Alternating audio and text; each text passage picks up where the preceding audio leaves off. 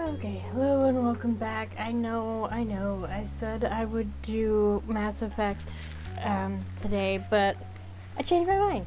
I'm allowed to do that. Just one sec.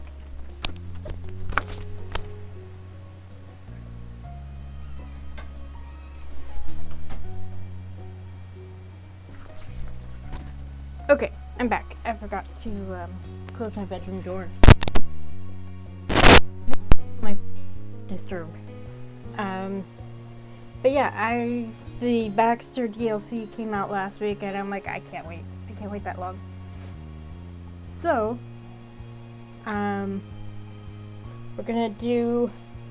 we're switching visual novels to Sundays, Mass Effect to Wednesdays. We'll see how long that lasts.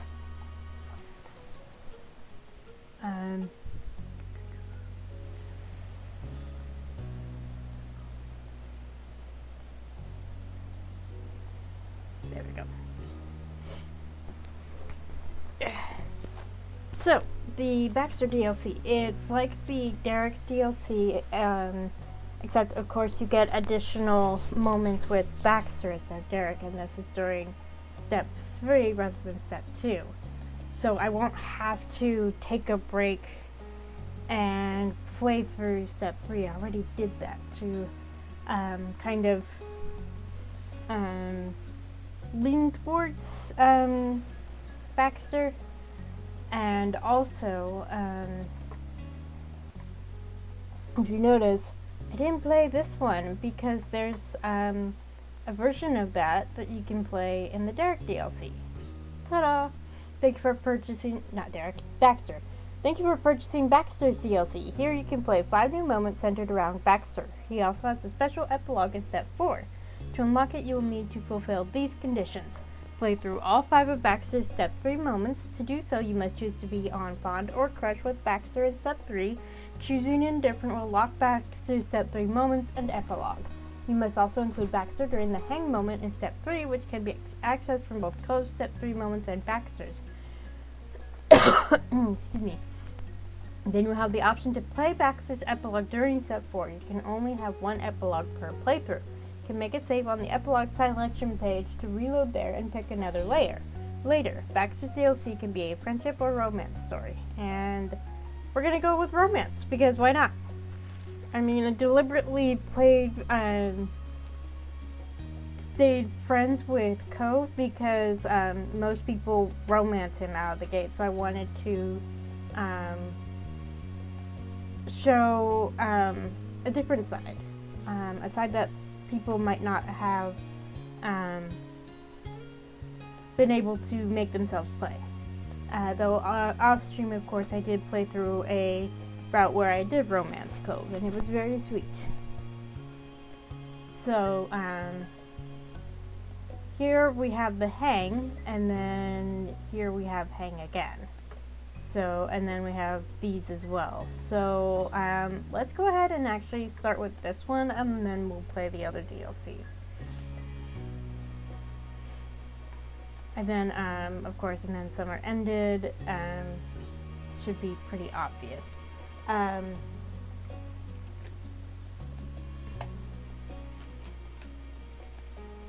Interestingly, since I had, used the save where it took Derek to the soiree instead of Cove, Baxter remembered that. So, depending on which soiree you do, whether you take Derek with you or Cove, Baxter will remember whoever it was with you. So, Hang. The stars had magically aligned and somehow everyone was free today. But it was more than just luck. You owed it all to Miranda's determination. She set things up over several phone calls to find the perfect window to hit the beach. You couldn't wait to meet up with, Baxter too. Coordinating schedules had been especially rough lately, but you didn't let that stop you from organizing your grand plan. You wanted your new friend to be included in all the fun. After a bit of messaging with the others, you had brought up the possibility of adding Baxter to the mix. And, oh, right, in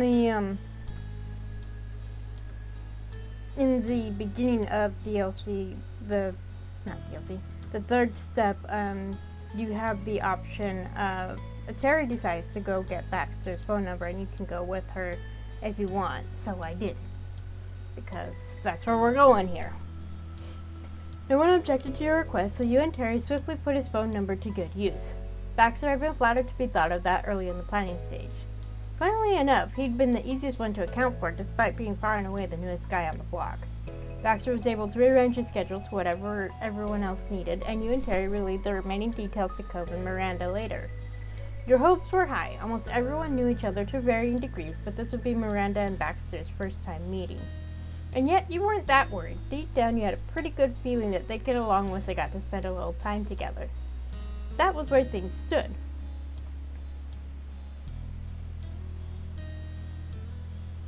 Gee, this is the Baxter DLC.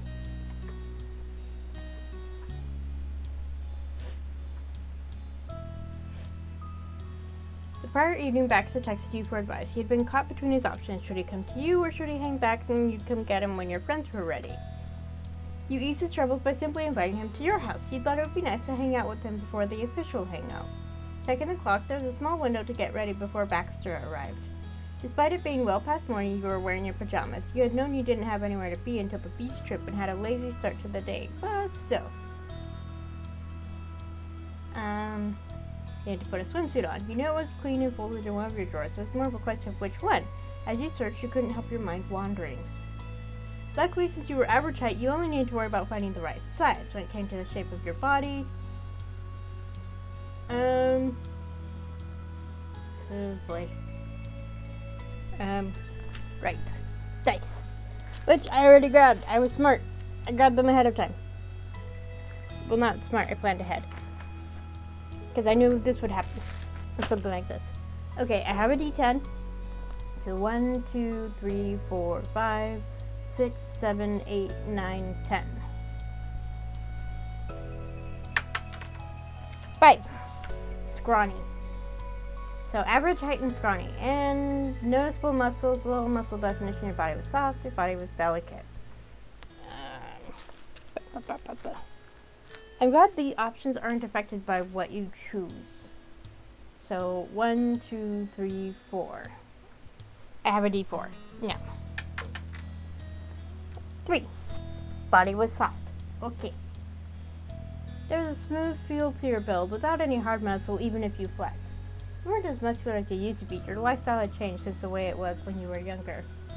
I don't even remember what the heck I chose last time. I'm sure if I watched the VODs, I could figure it out. But it happens. Staring down at yourself, your train of thought drifted until you were lost. You knew for sure that you were non-binary. Your identity had different facets to it. You still didn't know what identity you felt really comfortable with. Let's stick with this. There's no questions about that part. And you have flat chest, having never developed breasts because of the hormone therapy you started in the past. Yes, because born assigned female at birth.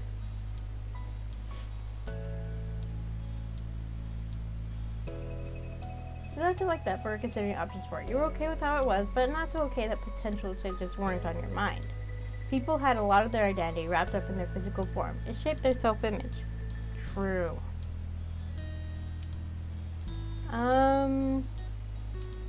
Comfortable. I thought it was you, and it was a good one that you felt content in.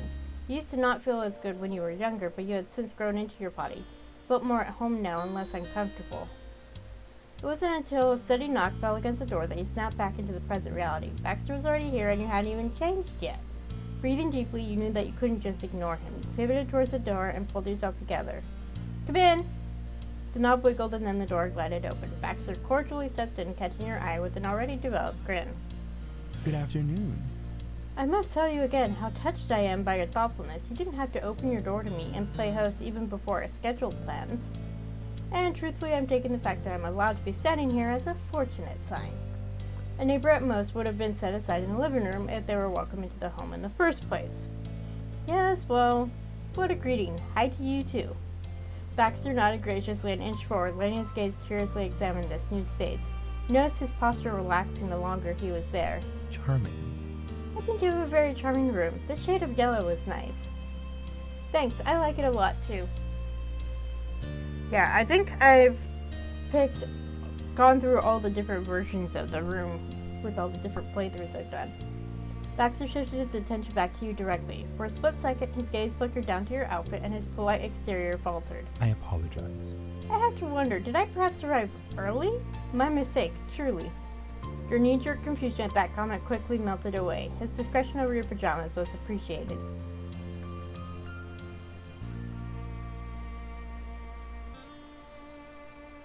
Are you planning on still changing into a swimsuit, or are you going like that? The latter. Baxter answered with such ease that you honestly couldn't tell if he was joking or not. While I am certainly looking forward to spending an afternoon on the beach with all of you, I will not be getting into the ocean. There was more than a hint of insistence in his tone, and it was completely unexpected from the up-for-anything mouth of Baxter Ward. He carelessly ran his fingers through his hair and left it messier than usual. A note of worry rose in his tone. And what if I get a sunburn? We're likely to spend multiple hours there. I'm not risking making the situation even worse by exposing my entire chest and my legs to the summer sun. By this, Baxter meant his delicate pinky skin. Expressed that by holding his bare arms out towards you. I am very pale. I burn easily. And when I do burn, it turns into a tan. I don't necessarily peel.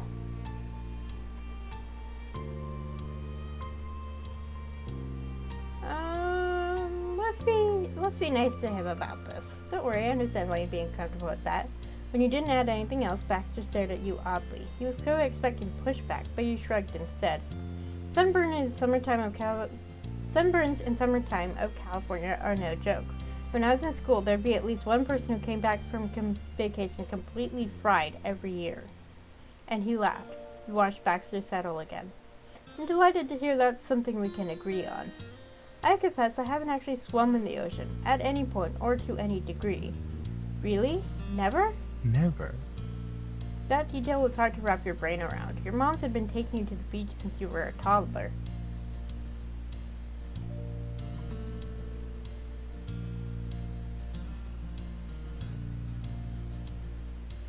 Are you sure? I'd love to show you what the beach and sea are really like. Baxter laid a hand across his heart and his brows bent. In that case... That is an offer I wouldn't refuse. Ignore what I said previously. I'll certainly wear a swimsuit. The shine in his eyes matched the gleam in yours, and yet he remained firmly rooted in place. Baxter was clearly in no rush to leave. Chuckling, you were delighted that Baxter wanted to hang out with you just as much as you wanted with him. Unfortunately, neither of you could afford to dawdle much longer. It was time to get ready already. Sorry, but we both should change. We're kind of cutting things close.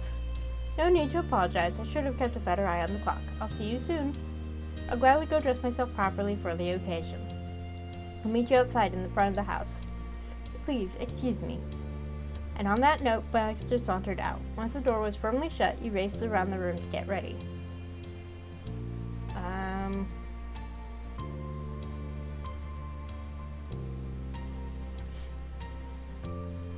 Let's wear... Ooh. Two-piece tankini. Hesitating by the door, you scanned the room one last time, and mentally ran through the list of things you might need later.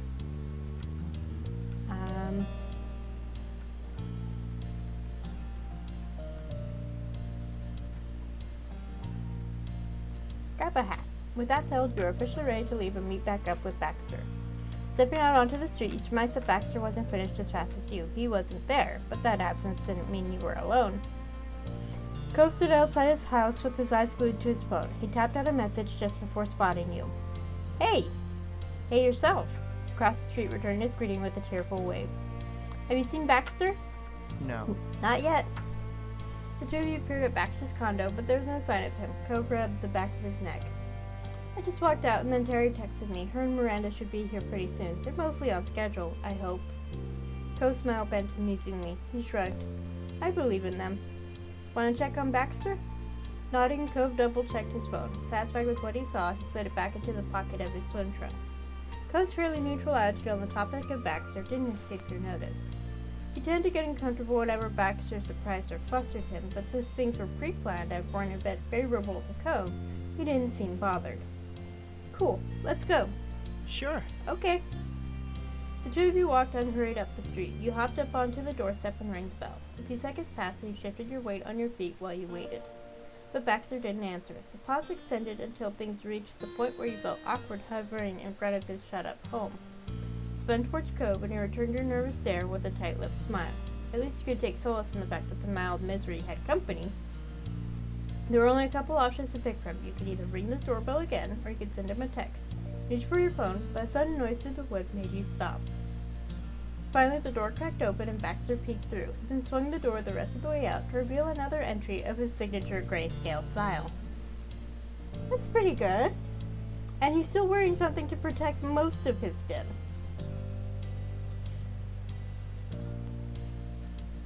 Baxter had unsurprisingly changed into a black and gray swimsuit. He paired the trunks with an unbuttoned white shirt, and the corners of your mouth curved in amusement to his dedication. Nice to see you. Good afternoon. I can't thank you both enough for waiting. Hey! They're at the same time as him. Cool.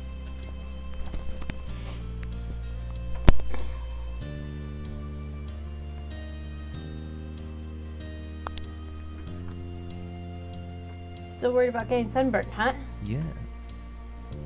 He began readjusting how the loose layer laid on his shoulders. Well, it should be fine if you have good sunscreen. That part won't be a problem, though sometimes I feel none is truly strong enough to protect someone like me. I hear that. I mean, my arms aren't dark, but they're definitely darker than my legs, because of course my arms get exposed more than my legs do. I wear shorts and it's like, oh no, I'm blinded, because they're so pale.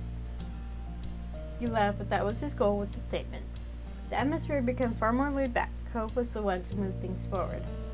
So I was thinking, we could get settled at the beach now, and Terry and Miranda can catch up with us there. I can do that. I second that idea. While this neighborhood is charming, I think a change in scenery would be preferable. You moved in the direction of the beach while Cove paused to shoot off a quick update. He made sure to let the others know exactly where to find you. I don't mind. He flashed a thumbs up as soon as the message was sent, and with that, the three of you strolled down the street. The path you walked was as natural as breathing for you and Cove. For Baxter, it was a brand new experience. Though you might not have been able to tell, he walked straight on with certainty in his steps that was on par with the locals. The ocean stretched as far as the eye could see. It was a perfect day, clear sky, rolling waves, and an inviting breeze coming across the water to combat the balmy heat. Cove threw his towel down and smoothed out the corners while you settled on a spot for your own things nearby. Baxter, meanwhile, hesitated, merely watching what you two had done. Before you could say anything, Baxter moved forward and picked a small stretch of beach close to yours for his own things. He meticulously laid his pure black towel out over the warm white sand. Of course it's a pure black towel. It's Baxter. Turning away, you tried to hold back and hide your laughter. It was just so convenient that even here, his black and white color scheme was inescapable. Whoops, accidentally hit the wrong button. Baxter stood right ahead, hypnotized by the moving water, and carefully lowered himself onto the towel. For you, your family, and your neighbors, the ocean was an old and well-loved friend. But witnessing the wonder dancing through Baxter's eyes reminded you just how vast and awe-inspiring the sight truly was when it was right in front of you. Yeah, I got to go out on the ocean in a boat a couple months ago, and I loved it. I was just, I couldn't stop staring at the ocean. And we weren't even at the beach, we were on the ocean, but I couldn't stop staring at the water and just enjoying the way it made the boat move underneath us. My mom and my twin, however, they get seasick, so they didn't enjoy it that much. After a certain size, it doesn't bother them so much because the larger boats don't move as much as the smaller boats. You glanced at Cove and realized that he was taken in by that side of Baxter as well. This beach was a special place for the people of Sunset Bird, and now it was working its magic on Baxter. Cove seemed flattered by the awe and unspoken approval written all over Baxter's face. The sea meant more to him than even the others living there. To appreciate it was to accept him. He hugged his knees to his chest. So, what did you want to do? When you didn't answer, Baxter tore his focus away from the water. He's pleasantly surprised to find out that Cove had directed that question to him instead. Oh, I've been running an assumption that you all had something in mind. Whatever it is works for me. We don't. Nope, no ideas. Honestly. Then truthfully, I prefer to stay as dry as possible. Taking a stroll or simply remaining here where we are, enjoying the scenic view, would make a perfect afternoon in my book. But my wants shouldn't interfere with yours. I won't stop anyone from having fun in the water. We're at the shore, and I'm not heartless. Cove messily brushed his hair back and thought about Baxter's idea of a beach trip. His snicker rolled into a rumbling laugh.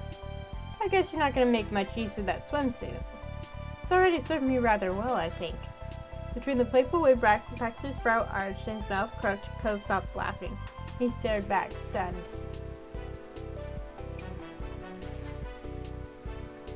I think I'll just get my feet wet. Sounds good. That's nice, especially with how hot it can get out here. Yes, sounds like a pleasant idea. You hummed in response and wiggled your feet into the soft sand until they were buried. The layer of toe grease was much cooler than the top layer, and it sent a small shiver up your spine. Cove kicked his heel, sending some grains of sand that had gotten on his towel sailing. He had done well starting the conversation, but now he was unsure of how to keep it going. Luckily, it didn't take long until you heard shouts. You turned your head to see both Miranda and Terry running straight for you. Miranda was faster, making leaps and bounds across the sand. Terry followed in her wake, laughing with her towel clutched around her shoulders and flowing like a cape. Miranda started making her jumps more theatric and more precarious as she got closer. Cove waved them on with a bright grin. Let's cheer. Woo! The two officially arrived at your little group setup, looking completely ready for an ocean adventure. They were already in their swimwear and were raring to go. Awkwardly, Cove pointed in Baxter's direction. Remember that Miranda hadn't actually seen him before. That's Baxter. The strange young man's presence nearby suddenly made a lot more sense to her. Miranda shyly waved with a cheerful smile. Hi. Nice to meet you. Of course. Likewise. Baxter offered her his handshake and Miranda grew confused at his formal gesture. Checking the reactions of her friends on it, she was the weird one for thinking this was weird. That only made his smile widen. I can assure you that I'm harmless. You knew Miranda well enough to recognize the worry she was trying to hide behind a more collected front. It was easy to imagine that she might have felt somewhat intimidated. Baxter had an air of maturity about himself, while Miranda was a little bit childish and shy in comparison. Hesitantly, she clasped his hand and gave him a proper shake. Thanks for meeting us here today. My pleasure. Baxter placed his other hand gently on the back of hers while he spoke. They both let go, and Terry sprung forward. Hey, buddies. Hello, hello! She teasingly punched Baxter's upper arm. Nice to see you, too. Terry had already made her dramatic introduction to him at the start of the summer, so she was excited to skip right to the good part, hanging out. The B-Man is actually here. I can't believe how long it took for everyone to get together. Hi, Cove and Jules, too. Hey, catch us up. Did we miss anything important?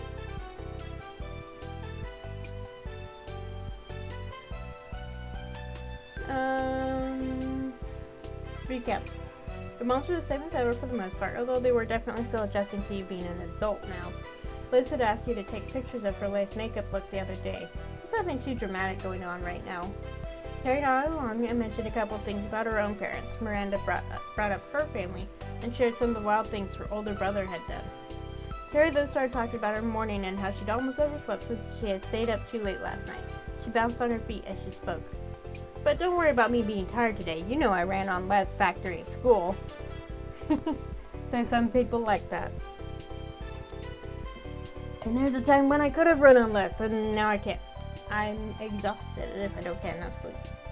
Miranda filled in the group about her morning. Apparently everything had gone smoothly. She'd met up with Terry on the way here, and you knew the rest. Cove offered a suggestion to the gang. Hey, let's walk while we catch up. Okay. Oh yeah, definitely. You felt pleased that Cove remembered what you wanted to do. Sometimes he could be thoughtful like that. Once everyone's stuff was out on the beach, the group strolled over to the shoreline. The wet sand was cool under your feet.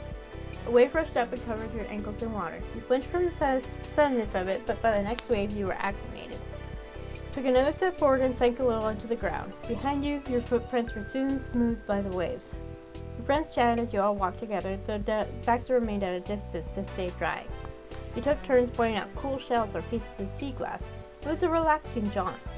Hours passed and the group had moved between different activities, some low-key and some more exhaustive.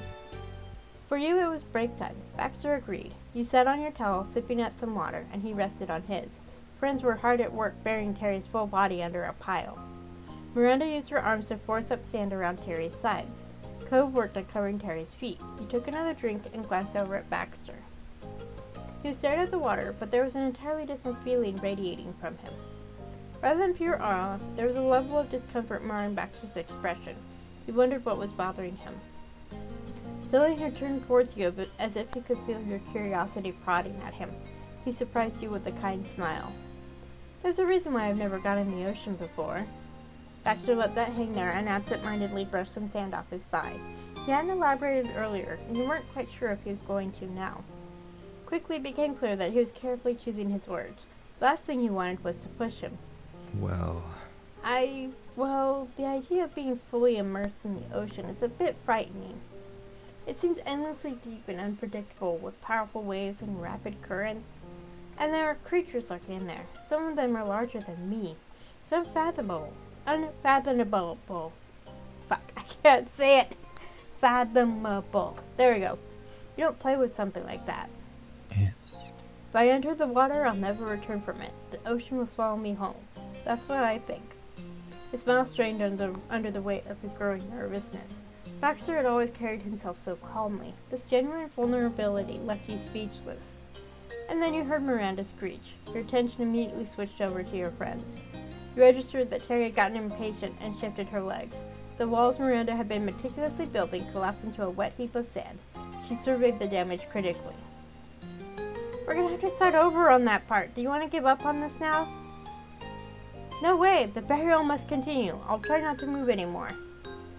Okay, if you're sure, I'll try to fix this. Miranda started to rebury her, and Terry shot her a thumbs up. She realized too late that moving her arm was a bad idea. More of the sand on her crumbled, and Miranda put her head in her hands. Don't worry about it. I've got that part. Miranda nodded at him with appreciation. They got back to work, redoubling their efforts to pile sand over the limbs of their friend. Baxter caught your eye, and you both snickered at the interruption. As it grew quiet again, you offered Baxter some words.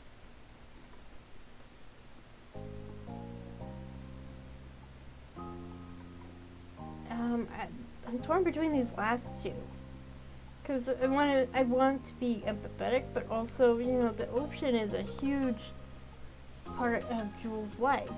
And, would want to share it with them, right?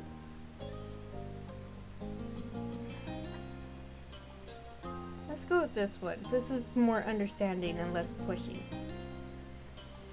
The tension in his expression gradually softened as the "but" he was expecting never came.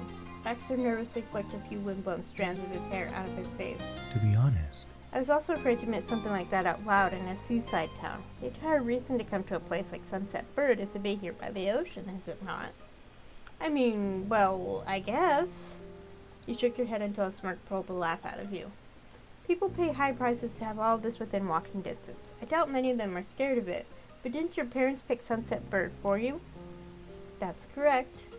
Nodding, you found yourself staring at the rise and fall of the waves in the distance. The corner of your mouth pulled up fondly.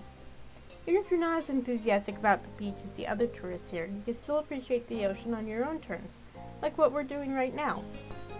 Yes, I am having a very nice time, right? Though I won't deny the view is lovely. My enjoyment is mostly because of you rather than the location. Oh... Smooth stalker! Well, that's still something.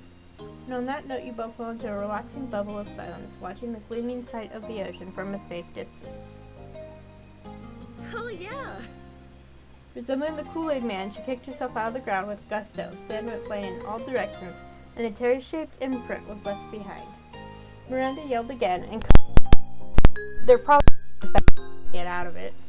You didn't get to join in on burying Terry, but you didn't mind. The one-on-one time you did get with Baxter was something you wouldn't have missed. You waved cheerily to your friends, and the five of you regrouped about halfway between the towels in the destroyed tomb. Man, I'm ready to wash this off. Terry looked down at herself and laughed. She tried brushing the wet, mushy sand off, but most of it stubbornly clung on. She only succeeded on moving around where it was on her. Let's finally jump in. So great. Yeah, that'd be great. The two of them eagerly turned their attention to the rest of the gang for your input. Baxter folded his arms across his chest. Oh, don't worry about me. It was never my intention to swim. Please don't let that stop your fun. He echoed the same statement he'd made to you earlier that way. Wait, what? Well, It's simply not my preference. Terry squinted and thoroughly scrutinized him. She wasn't satisfied with his answer. I think I get it. You're new here. You don't know what to do in the great wide sea. Just hold on to my back and I'll take you out into the water with me. Well, I greatly appreciate the gesture. I must decline. Are you sure? I can totally handle it. I'm a lifeguard in training. Terry, I thought you hadn't signed up yet. I will, and that's what counts. thank you. Aw, but it's so sad to leave you out. You know, me and Kobo became friends in the first place because we're beach people. You can be a beach man too, bee-man. Her crestfallen gaze slid to Cove. He nodded understandingly. Surprisingly, Baxter chuckled. I get it. I understand where you're coming from, and I'm sorry for any upset I might have caused, but please, trust me on this one. I'm perfectly fine. I may not be much of a seafaring man, but I have gone swimming before. Pools and lakes are no trouble to me. In fact, I would guess I've done certain water-based activities that some of you might be too nervous to try. Cove's lips pursed. He raised his chin and stared, not so much threatened by Baxter's accusation, but insulted he would even make such a challenge. Seriously? Like what? I surf? I have a dad whose entire business is about water-based activities. I went on a jet ski when I was 8. What could you have done? He notably didn't mention the results of his jet skiing adventure, and Baxter didn't show any hint of doubt about Cove's accomplishments. Baxter straightforwardly answered the question instead. Skinny dipping.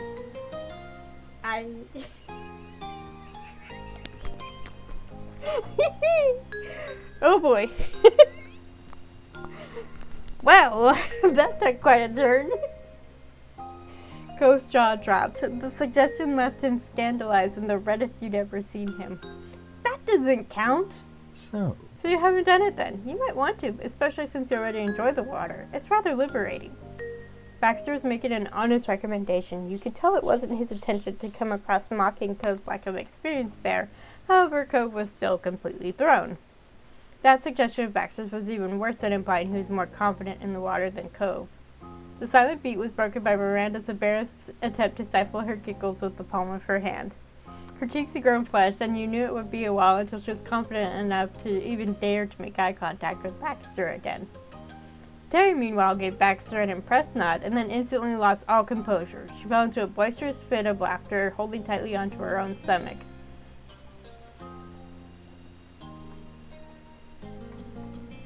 Oh boy. I don't know which one to pick.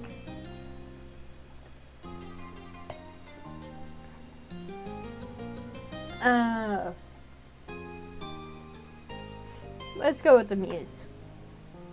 Face palming, you shook your head in an attempt to be disapproving, but the moment you peeked at Baxter, there was no stopping the wide grin stretching ear to ear.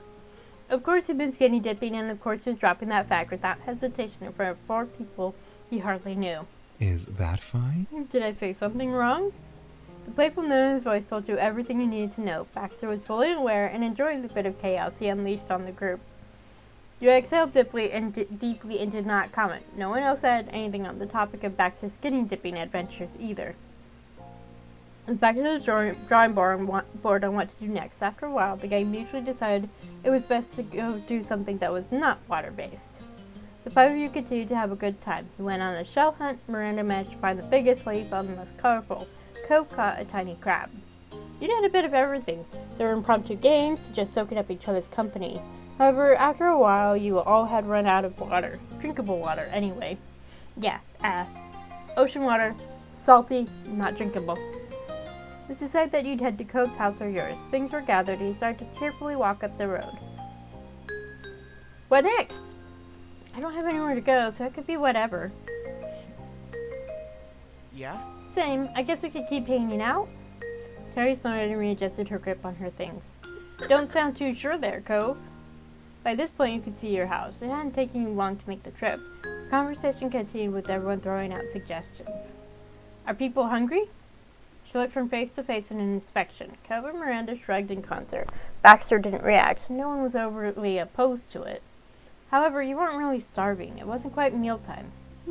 We could get dessert. Miranda put a finger to her lip and thought. With a smile, her voice became more confident. Yeah, that would be fun. Terry considered it and then shot Miranda a thumbs up. Sure. Sounds great to me. I can definitely go for that. I think that's a good idea. When the topic of dessert was raised, Baxter hummed with interest. This caught everyone's attention, as something else had drawn a comment from him in a while. What do you think? If that is the next event, would we be willing to try ice cream and similar frozen treats? I like the sound of that. Why? But why? Baxter shook his head ruefully. Truthfully, the one thing I want to do while I'm here is to see an ice cream truck in person. My hometown doesn't have one, and neither is there one around my campus. It is a summer tradition that I have missed. You and Cove stared at him blank-faced. Miranda pressed her lips together and shot a glance at Terry. Her expression was like a stone. That was a dramatic drop in mood. Am I being grossly touristy right now? He was entirely off in the guess. Baxter could only watch helplessly as the people around him remained unusually sober. Cove voiced the consensus of the locals. I've never been to an ice cream truck either. What? Are you serious? Miranda nodded her head, and Baxter's composure shifted into incredulity. Me either. Nope. Same. Yep, me too. There's an ice cream truck in Sunset Bird. There isn't an ice cream truck in Sunset Bird. That's... They have an ice cream stand in the shopping street. It's not exactly the same, but that's how it is. Oh, and sometimes we got ice cream at the park during big events. That was from a cardboard box, though. Still not a truck. I have had ice cream from a truck. There's actually quite a few that go around the neighborhood. And it was hilarious. I think I mentioned this before. The ice cream trucks go around regardless of the season because this is Southern California. It never gets super cold. So my dad's brother and his family were visiting from Canada, and an ice cream truck went by, and our cousin looked so startled to hear the music. He was surprised that there was an ice cream man going by in December. I've only gone to ice cream parlors and got ice cream from the freezer part of grocery stores. Me too. But sometimes my family makes it homemade. That's something my family hasn't done.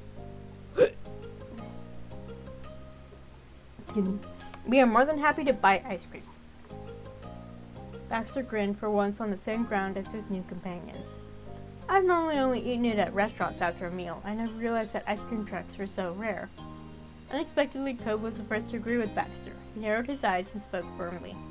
Then yeah, let's find a truck. I've got to do it at least one time. Yeah. Baxter's onto something. We've all been missing out. Terry raised a fist in the air in a dramatic pose. There has to be an ice cream truck somewhere in California. That's good with me. Baxter brightened more, seeing his suggestion receive support. Miranda smiled at him. You could only guess at her first impression of Baxter, but given how she had relaxed around him, you imagined he was growing on her. He wasn't as exceedingly self-assured as he came across at first blush, but it was nicer when Baxter was confident. That Let's sounds do fun. it. Let's look it up. Miranda reached into her bag and dug around for her phone. She pulled out a hair scrunchie, a small notepad with unicorns, and a bundle of chunky keychains. Her phone remained elusive. Just give me a sec. The rest of the group's mouths pulled into tentative, hopeful grins. There was an air of slight disbelief. Cobb molded over while tapping his foot.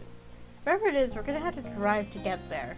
I think so. None are in town, right? And everywhere else is far away. She finally retrieved her phone and started to search on her Maps app. She tapped her screen with a frown. It's already late afternoon too. I wonder if ice cream truck service is still going around. We have to believe. It's too soon to give up. Cove nodded, patting at his pockets. They were tellingly empty.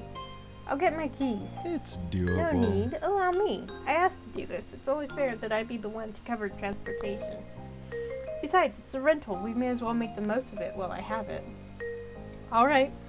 Cove raised his shoulders in a bewildered shrug. Baxter ran his fingers through his hair to swipe his bangs, and they fell exactly back into place after. I will return in only a moment. Terry shot him a thumbs up, and Miranda mumbled absent-mindedly, focused on her task. Baxter flipped towards his condo and headed off, his strides long and determined. Oh. Cove raised his voice at Baxter's back. We'll put our stuff away while you're off doing that. Baxter peered over his shoulder and answered. Good. Very good. Baxter was soon out of sight, and Cove had gathered up all his things into a sturdy hold, gestured with his chin to his house. "We can use my place for storage. You were on board with that. You shifted your things around so they'd be more comfortable to move." "Thanks, Cove." He appreciated his offer for the simple truth that his dad would care way less about the mess than your mom's. Cove led the group to file into the Holden household. Miranda brought up the rear, assembling behind Terry. She was being led by the arm while still keeping her eyes on her phone.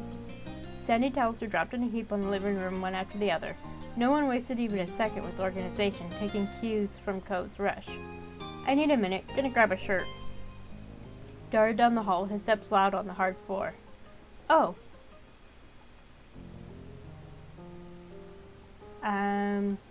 Go for a cover-up."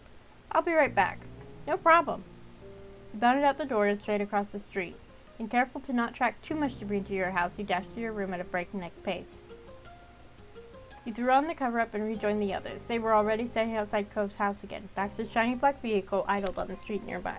"Okay, I'm gonna be right back. Gotta take care of something."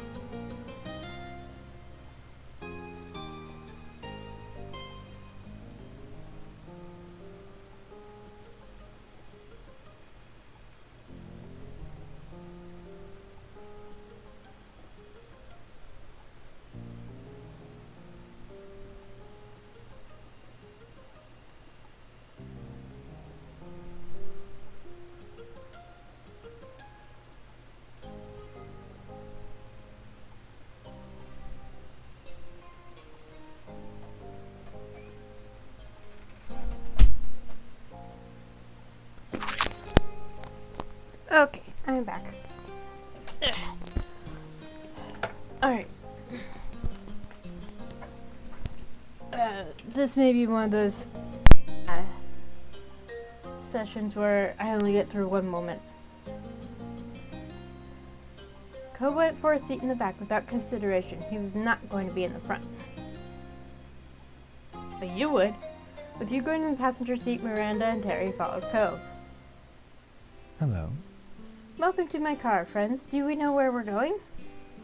Miranda nodded, slightly leaning forward to hold her phone up. Her persistence had bared fruit. "There's some suburbs surrounding the city where ice cream trucks have routes during the summer. I can't tell exactly where they're going to be when we get there, though. That is more than enough." The two conferred on directions until Baxter decided to route towards a random neighborhood street in the area as the starting point. He took off, the car gliding across the road with minimum vibration affecting the cabin. It was the smoothest ride you'd ever had in a vehicle. In the heat of the excitement, Terry reached up from the middle seat and punched on the music. It connected to Baxter's song list, and your eardrums were struck by the pounding of a regular drum. A guitar riff streaked out after. It was on a punk metal track.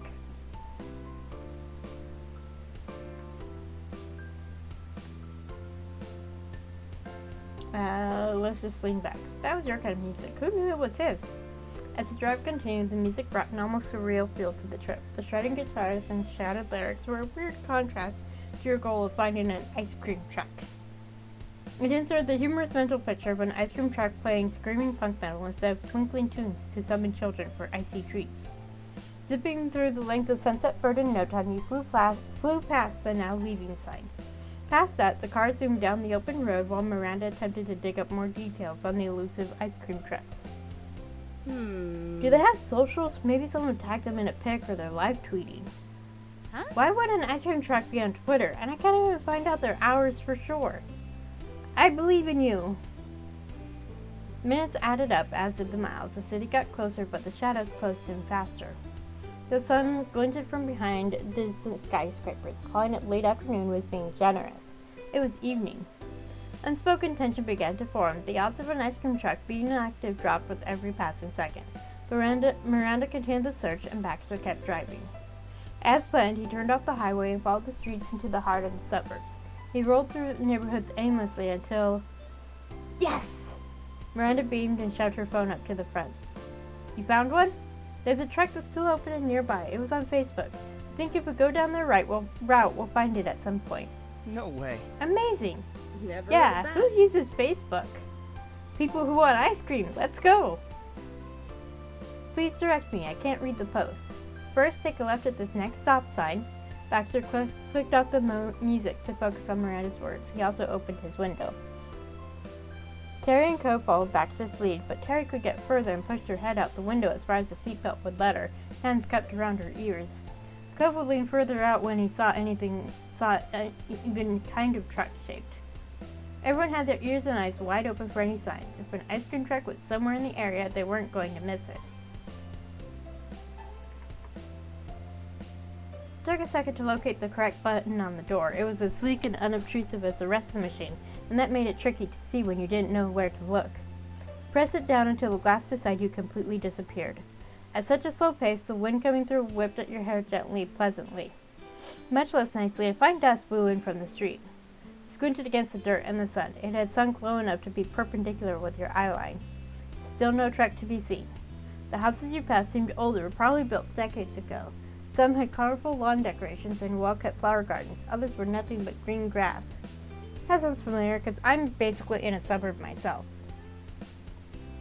Conversation stopped entirely once Miranda had told Baxter all he needed to know. He drove through the residential streets like a hunter on the prowl. The target could have been anywhere. He turned a corner. Faint laughter filtered in through the windows. You heard birds chirping and rustling leaves. But in that moment, none of that mattered. That's not what you needed. Fingers were crossed and breaths were held. Baxter turned yet again towards the signs of life, and a new sound gradually floated in from the distance. Concentrated on the high-pitched, jingling tune. Was it? It had to be. It was the musical call of an ice cream truck. Nobody could see it yet, despite there being watchers on all sides, but the song got louder. Baxter followed it persistently, his fingers tightening their grip on the wheel. That jingle was the Pied Piper, and everyone was drawn in by it. The car came up to a crossroads and stopped. That instant, a clamor filled the car. Everyone, even the ever-relaxed Baxter, cheered or gasped in sync. An ice cream truck drove right by, in front of your very eyes.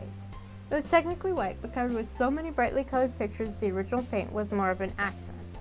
Stickers with warnings such as "Go slow" and "Watch for children" stood out in red. Unrecognizable characters and edible versions were in a grid, labeling them as A1 or C3 for convenient ordering. It was like a moving treasure chest of frozen goodness, and the temptation was too strong for some. Still in the middle of the intersection, Cove's door popped open and his seatbelt zipped up against the cushion with nothing left to protect. Cove was gone. Terry and Miranda went after Cove. Terry, with her usual exuberance, yelled, "Oh yeah!" Well, I appreciate their enthusiasm. He glanced at you, not taking the turn just yet. Are you going? No thanks. You're good. You're very polite. You didn't think it was much. You weren't so impatient that you'd throw yourself out on the street or abandon the one who drove you there. The rest of them could handle that. Cove jogged after the truck. Terry cheered and waved, trying to catch the driver's attention. Miranda skipped behind her, moving her arms in wide motions. The truck lurched to a stop. They'd done it. Excellent. Excitement was plain on his face, but Baxter cautiously turned to where the truck and your friends had gone. He parked on the opposite side and opposite end of the nearly empty street. Baxter grinned as he finally unbuckled. Shall we? Let's. You left the properly stopped vehicle and crossed the street together. The other three huddled around the large menu pasted on the broad side of the truck. As you joined the group, you could feel the anticipation of a kid on their birthday, except it was somehow everybody's birthday at the same time. Up close, you could see the images were faded. They weren't as vibrant as they should have been, and chips of paint were flaking off. If anything, the wear and tear increased the charm. It was real, and it was just what you'd imagined. You were finally experiencing a quintessential summer ritual. And I think I did mention I have had ice cream from an ice cream truck. These days we don't bother when we hear one. We always have ice cream in our freezer, even during the winter. The order window lifted and the driver gave a hearty greeting. Good evening. Good evening to you. Hi. Hey. Hey. Hello. Sorry. Hi. Thanks for stopping for us. Sorry for chasing you. No, thank you for stopping by. Can I get you something? Absolutely. He beamed with victory at Cat who got ice cream. Then he gave his first check over the options and shrugged. However, we do require a moment. Of course, no problem. Take your time. Thus started the great ice cream discussion. Ice cream was serious business and took consideration. Miranda was firmly in the camp of actual ice cream options, making the valid point that he'd come for ice cream. Terry wasn't convinced. Neither was Co. Getting ice cream obviously didn't mean you actually had to get ice cream. Anything from the truck counted. The debate ended with no agreed on winner. Everyone just got what they wanted. Hi again. I'd like a coconut popsicle. Sure, let me get that for you. She reached over into her freezer and pulled out the first of the treats. She handed it off to Cove and he passed her some cash. I'll have one of those snow cones. And can I have a chocolate dipped ice cream cone, please? The D4? They both received their treats, paid, and stepped away to clear the way. You decided to order, grape popsicle, strawberry, coconut, chocolate cream, strawberry cream, orange cream, ice cream sandwich, ice cream cone, chocolate dipped ice cream cone, cartoon face popsicle, ice cream taco, snow cone, ice cream sundae cup, a frozen lemonade cup. We are not getting nothing. Oh, goodness. Oh, goodness. It's not like I'm actually eating this, but I feel like frozen with indecision here. I have never had one of these, so let's go with that, an ice cream taco. Baxter, meanwhile, had yet to finish staring at the menu. With intense scrutiny, his eyes went over the rows of advertised frosty desserts long after everyone else already had theirs. It's getting awkward, especially for the lady in the truck who would be stuck there until he finally got around to ordering something. Terry tried to break the ice cream and cracked a joke. Get the ice cream sundae cup. The ice cream is solely white and the chocolate sauce looks almost black. She found that to be a side splitter, but it didn't even make a dent in Baxter's reverie. The world around him was lost in the palace of his mind. Baxter?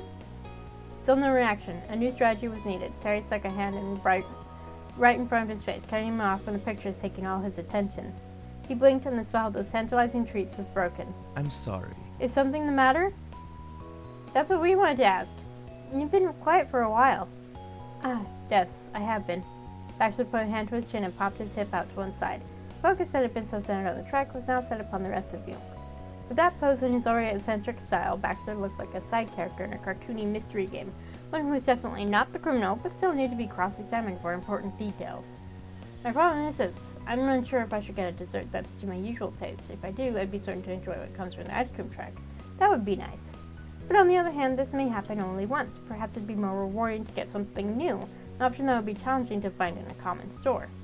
Which will add more to the experience. Indulgence or novelty. I want to make the right choice.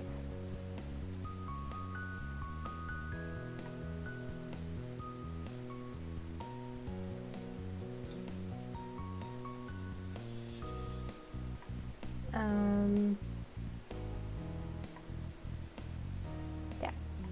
Get whatever you want and you can try what I got too. As long as we don't get the same things, you'll be able to sample 2 different treats. It's settled. Oh, well, I can't reject such generosity. In that case, my decision is made. Fun. Yay! Success! Indeed, but now you're going to have to bear with me. He said so teasingly. It was all self-directed. I promise it is not what you think. I'm currently being entirely honest. I'm going to get my preferred treat of this type to eat. Okay, why would we have a problem with that? That's because my favorite is an ice cream sandwich. Cove, Terry, and Miranda exploded into laughter. That's what I should have suggested, not the sundae. So great. It's the perfect black and white selection for Baxter.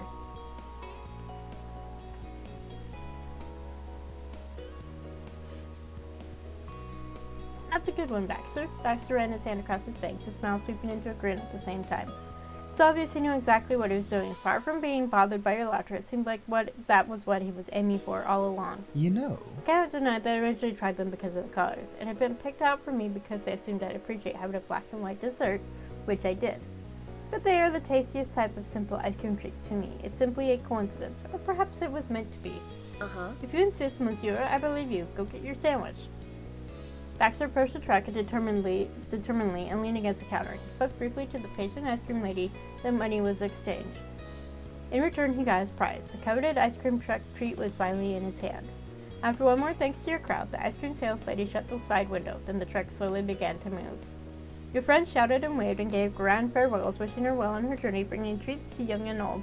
She beat the horn a couple times in a cheer of her own. I mean, it's got to be something to have such a good group, and to be sent off to cheer, wandering off with their treats and never thinking about her again. The truck eventually disappeared beneath the skyline, and you, along with the others, ambled across and up the road towards Baxter's car with treats in hand. Miranda and Terry giggled about something you couldn't quite catch, but it became apparent the minute they exchanged cones and took a lick each. Actually, using the word lick might have been generous. Terry? The peek at Miranda's happy eating ice cream and the vanilla and chocolate smeared all over Terry's mouth said all that needed to be said about the situation. Terry pitched forward, clutching her head, the cone nearly hurling to the ground as she pressed into her temples with both hands. Ooh. Ah, karmic justice! Brain freeze, huh? How tragic. She was so young. Cove looked to the sky and shrugged. Oh well. You elbowed him in the ribs and he went staggering off, clutching the most grievous wound. Then Cove pinched the edge of his popsicle stick, waving it like an accusatory finger in Terry's direction before taking a bite off the top. The regret was immediate on his face the minute he crunched down on it. Holden for short, had returned. Luckily, both Cove and Terry made full recoveries after a minute. Yeah, oh gosh, I've had brain freeze, and oh my gosh. Basically, what I'm guessing is the esophagus goes right down the spine, and something that cold, you have to just kind of bear with it until it finally makes its way through. Cole bumped his shoulder into yours. He was careful he didn't send you flying. Hey. Hi. He was the only one who approached you, yet his eyes didn't meet yours. Instead, they were sharply focused on the dessert clasped in your hand. His blue eyes finally met yours in a single fluid motion. The look was fleeting. Cove was never good at hiding what he wanted. Then again, he never really made a point of trying to be. His mouth didn't even need to voice the intention, the desperation, but it still did. Can I try some of yours?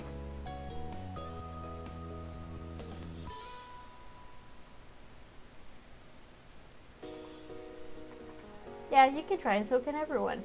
Oh, our most graceful and generous benefactor, you've given us a treat. No, wait.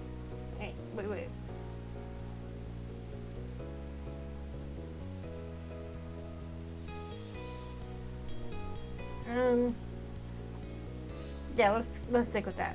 Oh, our most graceful and generous benefactor, you've given us a treat. Cove smiled as Harry bid him to join in the act. Oh, sure. A boon for houses Holden, Brooke, and Eckert? How about Brokert? Very Love it. That's our castle name. When did we get a castle? The question went without an answer. Pass it over, buddy.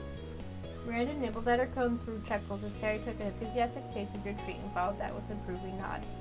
Are you done yet, you dessert hog? Nope, that's the trick, Randy. I never have enough. She grinned. Her teeth were blue. Well, I, too, am generous and benevolent.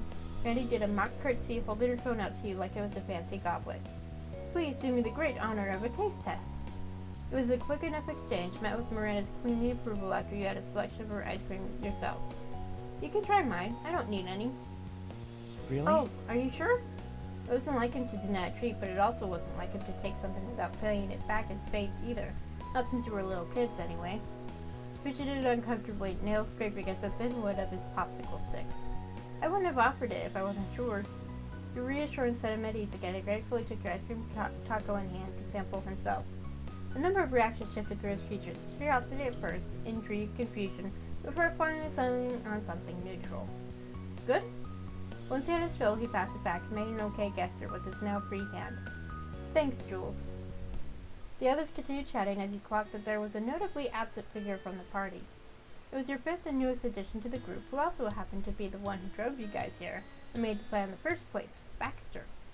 Your eyes followed the retreating backs of Miranda and Terry, then to Coe, who was already starting to outpace you the minute you relaxed. You tempted to see if Baxter had gone even further ahead. There was no signs of that monochromatic color scheme you'd gotten so good at spotting. A low chuckle from behind you gave away the ghost. His tone was as chill as always, but was even more fitting considering the theme of the moment frozen delights. Oh? I wonder what it is that you're searching for, Jules. You felt bad not noticing that he'd been quiet since you gave your well wishes and set the truck off on its way. You imagined he would have fit himself into the conversation without much issue, but he hadn't. Instead, he hung out in the very head of the crowd, expecting his dessert with the gravity of a man who had been face to face with the source of a deep-rooted fear only hours ago. He slowed to a stop altogether and waved on the others when they checked on you. Baxter's walk turned into a brief jog, aware that you were waiting and not wanting to keep you. It wasn't long before he came up from behind. You found to step beside him, the two of you silent as he passed a wandering glance in your direction. Hey, when exactly did you plan on coming to try mine? That was the plan. Yes, that's right. Wonder turned to relief once you made it clear you hadn't forgotten the promise. I merely intended to wait my turn. How polite. Baxter held an open palm out, waiting for the proper treat to be handed over.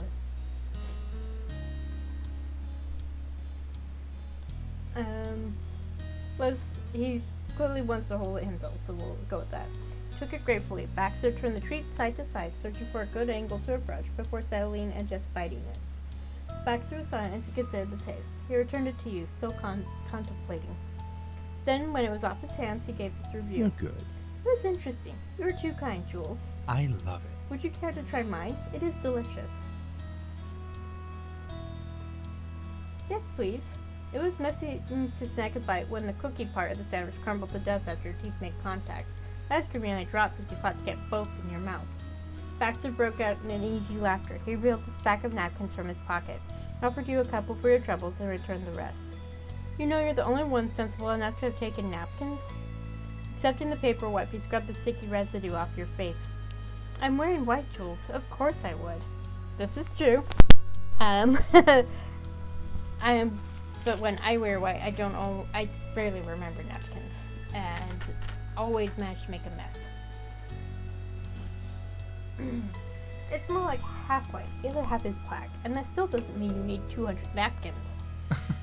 That's true. Perhaps I had more than enough because I thought you might need them. Then what's that there? He pointed right at his face. There were traces of his dessert in the corners of his mouth. Baxter reached up to his lips instinctively. When his fingers met the sticky remnants of his treat, he immediately removed all evidence. Bravo. Ha, thank you.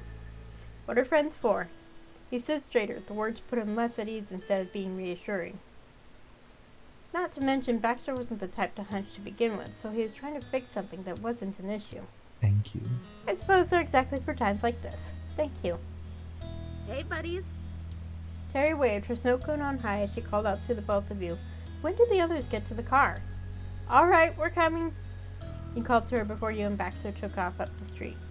Terry pointed her partially melted snow cone towards Baxter as soon as he came close enough. I want to try yours too. Mine's a little slushy now, but that's half the appeal. He gave his ice cream sandwich to Terry, taking the paper cone in exchange. And for reference, what is the other half? Turns your tongue blue. Really? Didn't you get a cherry? Yep. Coe shook his head, but didn't have it in him to get involved with that conversation. After they each got a chance to try the other's desserts, Baxter and Terry swapped again. Then Baxter leaned against his car hood while everyone else happily situated themselves around the area. Randy and Terry took seats on the sidewalk curb, apparently heatedly debating the possibility of blue cherry being a real flavor. Terry had a fair argument considering raspberries weren't blue, and yet blue raspberry did exist, for some reason. Poe hovered nearby, crouching himself on the summer-warmed asphalt. He stretched and strained, trying to lick a stream of melted coconut popsicle running down his arm. You remember you can't lick your elbow, right? You never could. Ignoring your well-intentioned warning, he pressed on, his face squished against his forearm, tongue angling to try anyway. I can do it. It's personal now. The limits of the human body were a pain, but it was still pretty funny to watch him try to fight against it. With the absence of the ice cream truck's music and the thrill that came with it, the street seemed entirely different. Houses quietly lined the street, and you now heard the rush of the wind. Branches swayed overhead in the breeze, and leaves rustled. It didn't carry the comforting smell of sea salt. So? Here we are. Carrie heartily licked the side of her snow cone. She leaned on her fist, the arm propped up on a raised knee. Her tongue was extremely blue now. Far away from where we belonged, and who knows where, camped out in front of some random suburban person's house. Miranda tilted her head back to look up at the mailbox mounted to the concrete. Walking to one side, she craned her head to get a read of what number was on the side of it. Thanks. Thank you to the fine people of 231, whatever this street is. Thanks. Didn't do anything for us. Thanks, ice cream truck lady. Right, and thanks for driving us all the way out here, Bax. Can I call you Bax? Before he could answer, Terry sucked in a bit of air and waved it off. Nah. That's not right. I'll work on it. Baxter chuckled, taking another bite of his sandwich. There's no need to thank me. It was exactly what I wanted to do.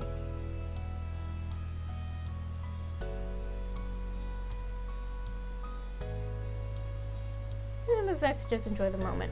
Well, that was a suitable new feather in my cap for summer traditions. Oh yeah. For sure. The sky grew pinker and yellower, and you knew the day was soon going to come to a close. Somehow it felt wrong. It had gone too fast to be over. Though summer never seemed long enough those days. As you were about to voice that thought, you heard the dim sound of something gurgling. That immediately replaced the words that came out. Hey, did you guys hear that? I did. Yeah, what was it? Neither of the boys replied to the question except for shakes of the head and shrugs on the negative. There's no time for a follow-up question because the answer came in the form of a water bubble that shot up in graceful arcs all around. Droplets splattered onto paved driveways and were coming towards the sidewalk next. Sprinklers! Randy made a break for it, dashing into the street with the speed of an Olympian sprinter. Randy, wait up! Terry leaped onto her feet. Her shoes hit the concrete with wet slaps while Baxter wordlessly searched for cover himself from the surprise spray, meandering away without any urgency. He responded with remarkable poise about the whole thing, unbothered by the fact that he'd gotten wet today after all. Yeah, but it wasn't the ocean. Baxter even had time to finish the last bit of his ice cream sandwich.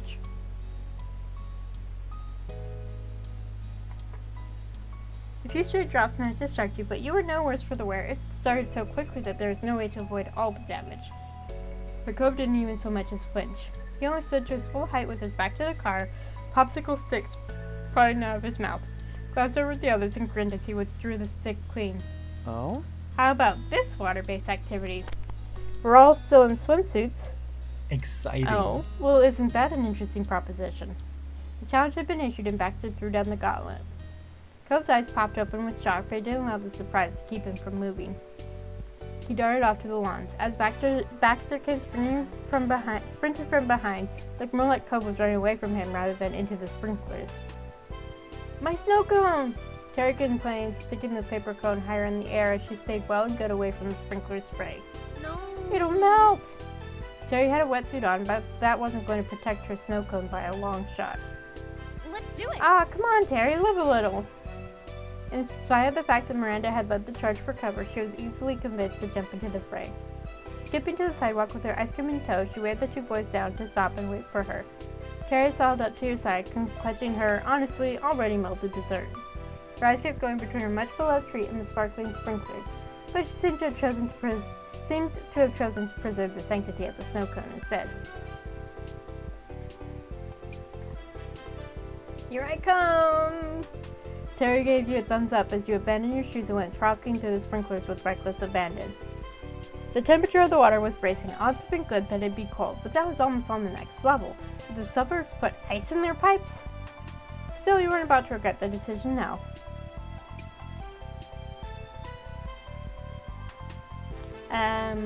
We're gonna take Baxter's hand, because this is all about Baxter. And ran through the sprinklers. Rushing up to Baxter's side, you bumped your shoulder into his and sneakily took his hand in yours. Now he took off his shirt. Nice. Nice. He pushed his hair back with his free one. The black and white strands blended. He hadn't gotten nearly that wet when he were at the beach. Ironic, considering that was the whole ocean and this was some poor person's lawn you were trampling. Oh, how about a dance? In reply, he smiled and lifted your hands. He twirled into you, curling your arm around him. That's wonderful. Wonderful. Baxter spun himself out and you made your way through the sprinklers, trading twirls and stopping to spin together. You were all fancy-footed and careful until suddenly you heard Randy cry out in surprise. She was covering her mouth and held what remained of her crumbling sugar cone. The ice cream had fallen, abandoned to the grass. It was one thing to have damp ice cream, but it was another if it fell to the ground altogether. Everyone stopped except for the sprinklers on their back and forth paths and Terry Brooke.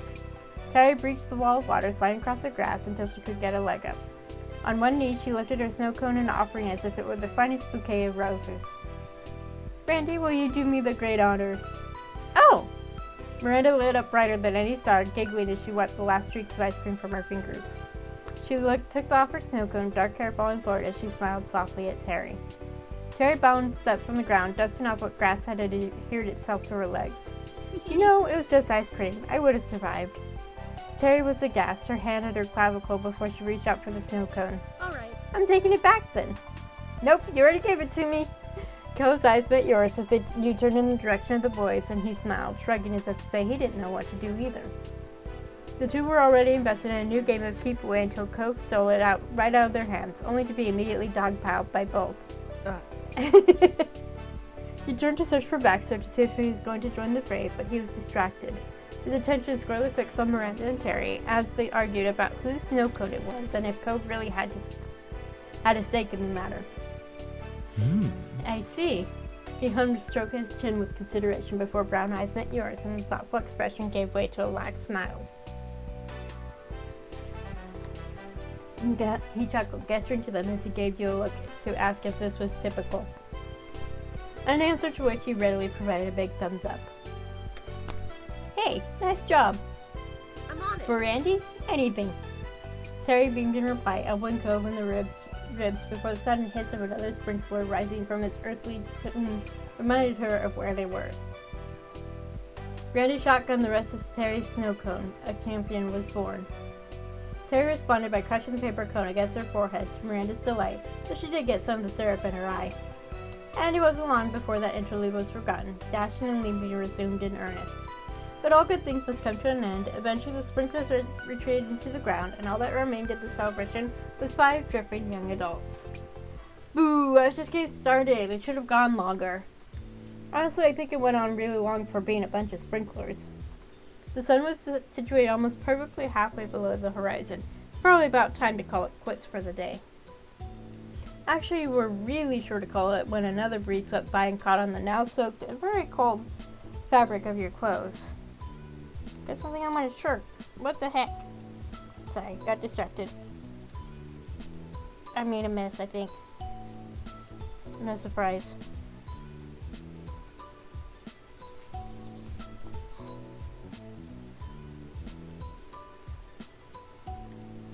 Okay. We're just gonna ignore that. Shivering in place, you watched as Terry and Miranda immediately found each other again, the girls clinging desperately to each other for warmth. Cove tugged on the hem of his shirt, pinching it away from his body before allowing it to fall back with a wet slap. I should have taken this off before I went in. He promptly rectified that and took off his shirt, cheeks peeking with embarrassment when the girls took a break from being called to whistle at him. Guys, I wasn't wearing this at the beach. It's not different now. He wrung the water out of it before swinging the shirt over his shoulder instead of pulling it on again. And before anybody says anything, it's going to be colder wearing that than not wearing it. The down sheer cover-up was as bad for you as it was for him. Or, you might as well take it off. It'd be more comfortable carrying it than wearing it at that point. I do regret that we did not bring our towels. He ambled into the road to pick up his abandoned shirt. Baxter then returned to his car side, as did the entire gang. I must confess, I don't find it nearly as cold as you all seem to. Would any of you care to use this? His eyes met yours as Baxter offered his shirt up by its collar.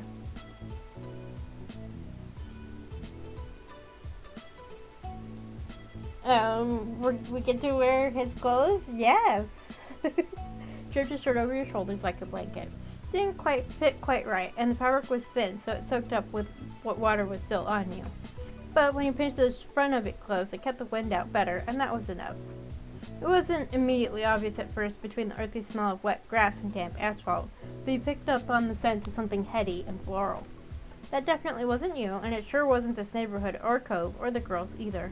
The thought was newly put aside until you burrowed deeper into his shirt to trap what warmth you could that you realized it was probably Baxter's cologne.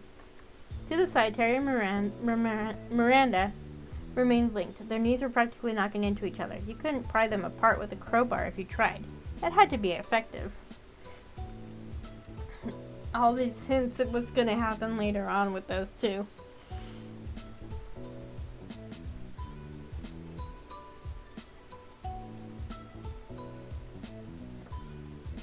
And Baxter wants some help warming up? You opened your arms to him.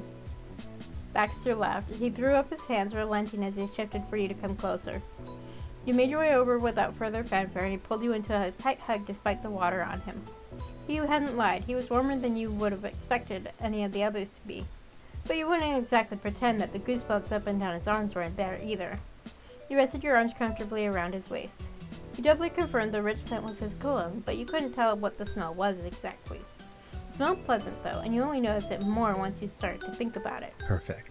Your thoughtfulness is appreciated, Jules, and so is your body heat. You don't need to thank me for anything. It was the sudden cough from Cove that made you remember exactly where you were. When you looked from over Baxter's shoulder, Cove glanced away as he awkwardly scratched his cheek. Ooh. Wow, get a room! Baxter's chest rumbled in a low laugh, nodding in agreement as he released you from his embrace. He did, however, allow his arm to settle comfortably around your shoulders. Baxter then gave the group a once-over. Miranda and Terry were still chattering their teeth, and Cove, in spite of his claims to the contrary, wasn't doing too hot either. It would be no trouble if we were to return now. I truly don't mind if the car gets wet. Randy and Terry vehemently and loudly disagreed with the suggestion. It's a rental. They'll probably charge you if we track all this water in. You know. Not exactly. We can at least wait until we're not dripping everywhere anymore, right? Even if we're not all the way dry?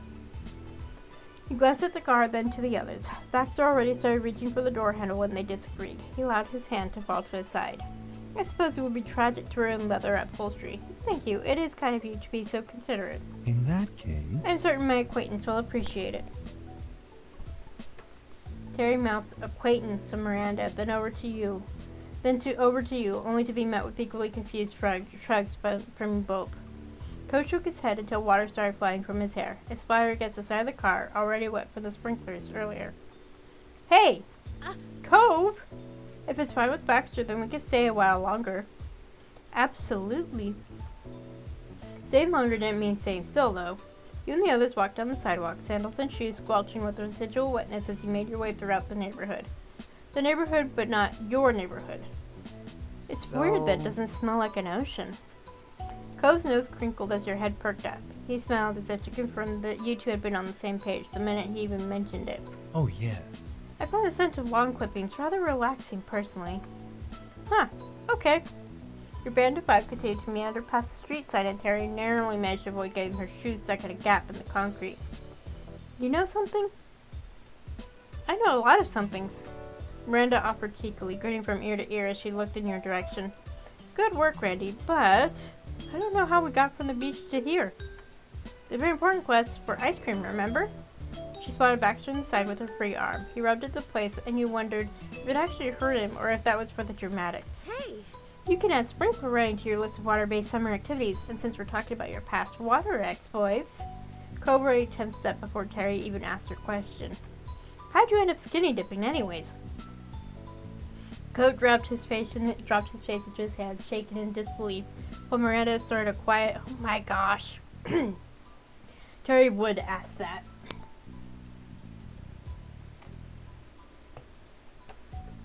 It was tempting to point out that Cove was the one who brought up water-based activities to get Baxter's sprinkler running in the first place, but he resisted the urge.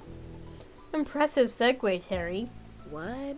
You guys aren't curious? I'm just asking what we were all thinking. The people want to know. I'm the people. It wouldn't have been obvious he responded.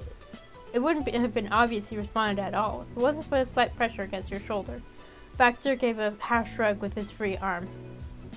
It's not nearly as intriguing as you might imagine. Honestly. I believe it was about 3 years ago. I was vacationing in a lake cabin and was dared to by those in my company. A dare? A tale as old as time. I believe it was around midnight and the water was freezing, but it did make for a memorable trip. As I said, it isn't a particularly remarkable story. When you heard the sparse details, it was easy to believe. That seemed exactly like the kind of thing that Baxter would do. He may be accommodating, but the minute that Cove challenged him to something, it was on. Now. More remarkable was today's adventure, I wager. It is not every day that I am able to go running through the sprinklers or chase an ice cream truck across the city. Much less with such delightful company. Oh, you! Terry let out a let one hand dangle daintily. Her opposite one was covering her mouth. She acted like one of the many old ladies you could find around Sunset Bird. Baxter didn't reply, gaze now fixated on the sidewalk in front of him as you all continued ahead, one square of concrete after another. No, truly, it reminded me I am not nearly as old as I might sound. He grazed the back of his neck with his hand, holding it there. Then he stared up at the sky, but it was clear he wasn't staring at the clouds. He was searching for something past it that wasn't there anymore. Yet, the last time I've done anything of this nature was when I was a child, running around with my old friends and causing havoc to a poor, unsuspecting town.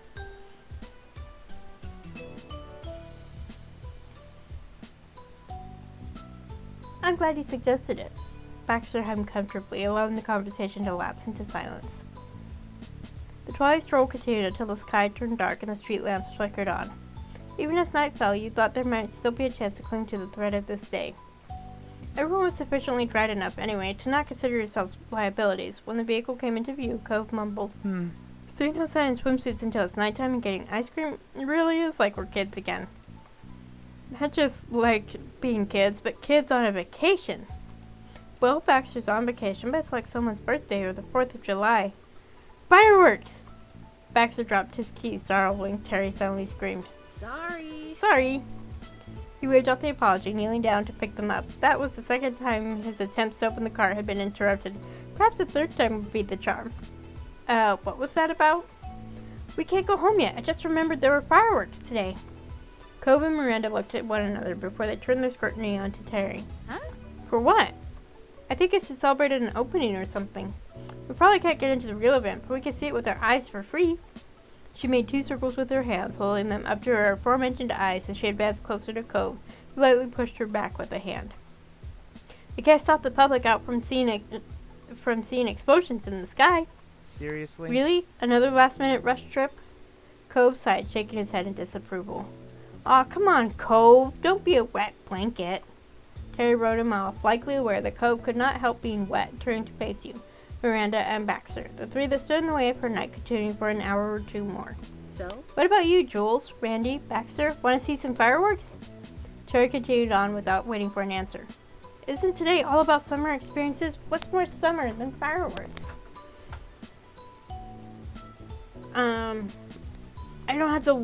I don't watch fireworks much, but I certainly hear them.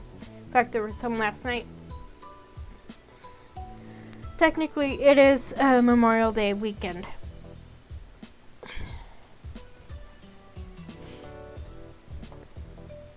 It's fireworks. We gotta go. Guess they are fireworks. Alright, whatever. What's one more scene change? I'm on it. Yes! I knew this was a good idea. In turn, 4 sets of eyes looked to Baxter. As the driver, his answer made or broke the plan. He chuckled softly. In for a penny, in for a pound. I'll go. I know when I last did this, I turned it down. But, more time with Baxter. Honestly. Genuinely, there's nothing better to occupy my time tonight. We better hurry or we might miss it. Cove rolled his eyes but laughed.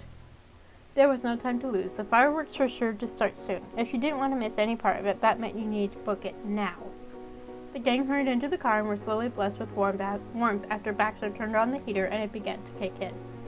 Terry wiggled in her seat, proudly announcing that she had the additional gift of seat warmers to the envy of everyone else in the car.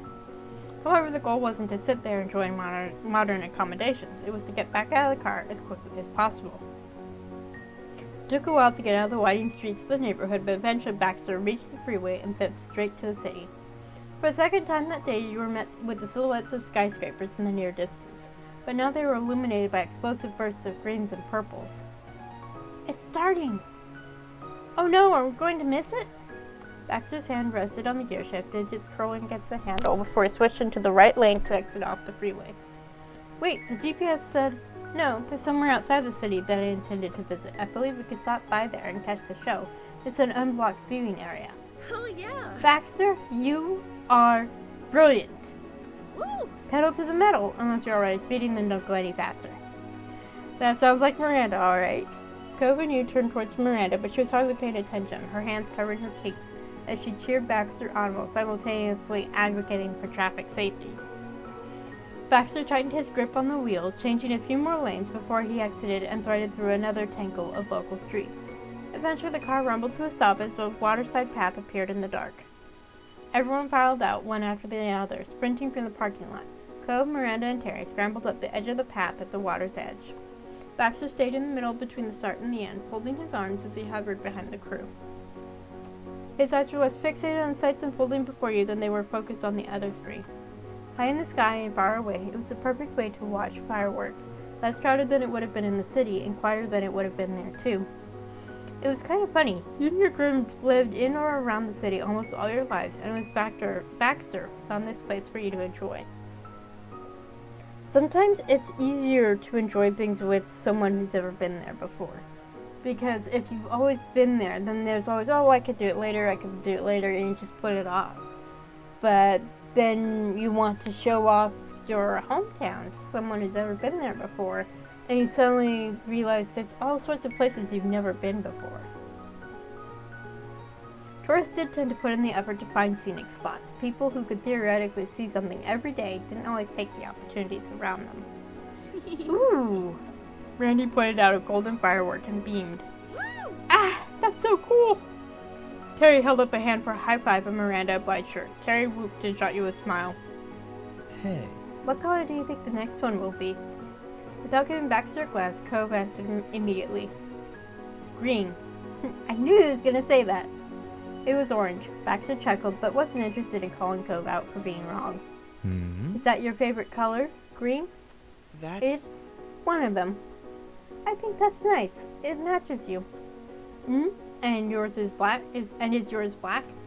That's one of them. Cove smirked just a little and left the conversation there.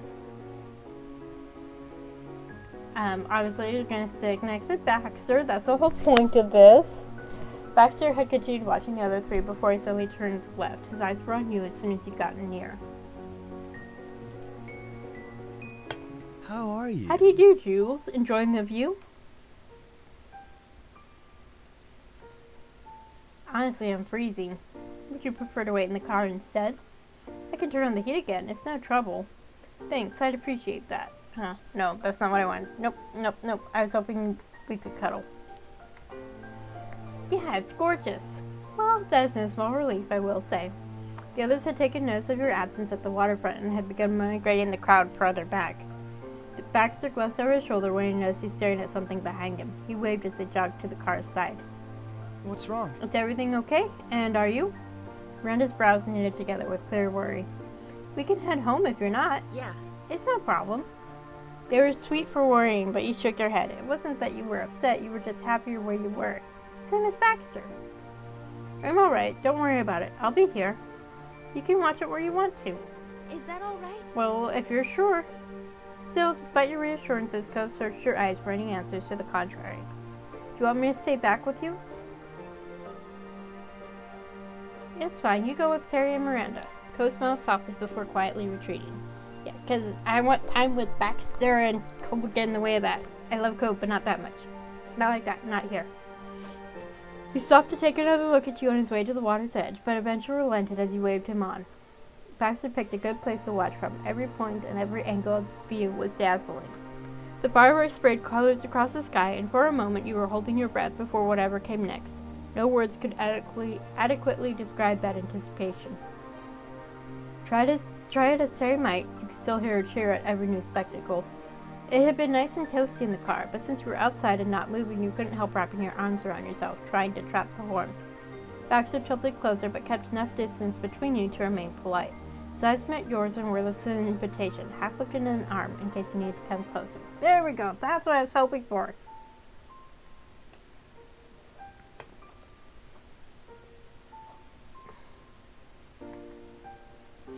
You slid into his arms, a puzzle piece fitting into the right place. He hummed, low and agreeable, as he held you close enough to press his warmth into you. You could feel his heartbeat through your thin clothes. He adjusted your position so that you could both see the fireworks, and rested his head comfortably on top of yours. Your eyes continued to search the sky when Baxter spoke up.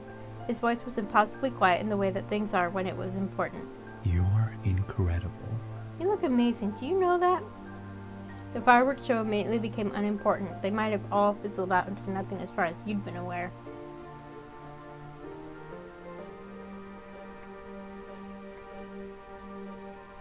Do you know you're wonderful? The corners of his eyes crinkled as his gaze settled on the horizon, but he couldn't tell if it was out of amusement at the situation or some unexpected shyness. In the dim light, you could make out the glare of the fireworks in his eyes. They hadn't vanished after all. I've been meaning to tell you that all day, since we were at the beach. When we were walking side by side after the ice cream truck left. And in your bedroom. What? Nothing stood out in your memory as particularly unique.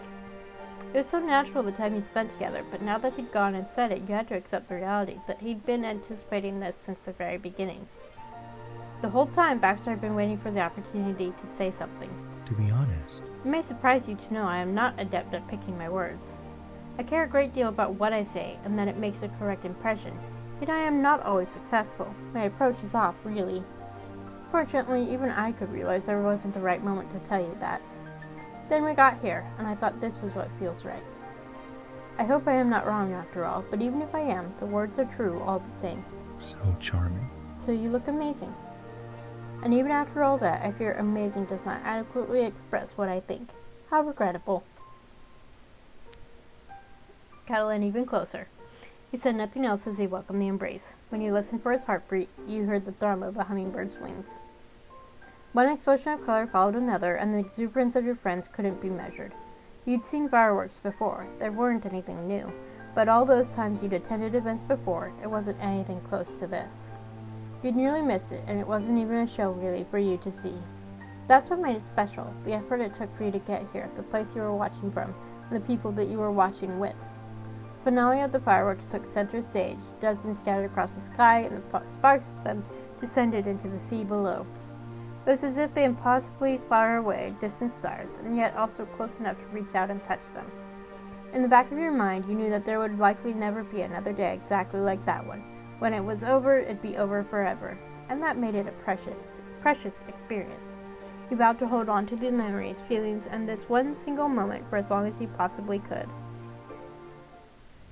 Da-da-da!